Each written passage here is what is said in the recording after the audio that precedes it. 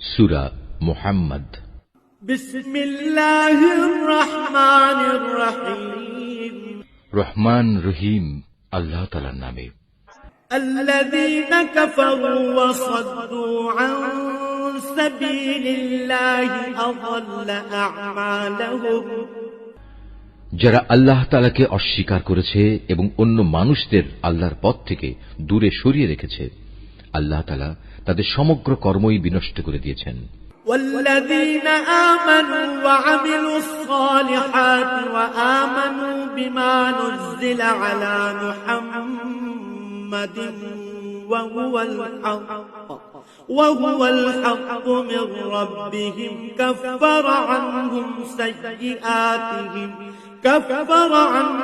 سيئاتهم وأصلح بالهم। যারা আল্লাহর উপর ঈমান এনেছে এবং ভালো কাজ করেছে, মুহাম্মাদের উপর আল্লাহর তরফ থেকে যা কিছু নাজিল করা হয়েছে তার উপরও ঈমান এনেছে, যা একান্তভাবে তাদের মালিকের পক্ষ থেকে আসা সত্য, আল্লাহ তাআলা তাদের জীবনে সব গুনাহখাতা মাফ করে দেবেন এবং তাদের অবস্থা শুধরে দেবেন।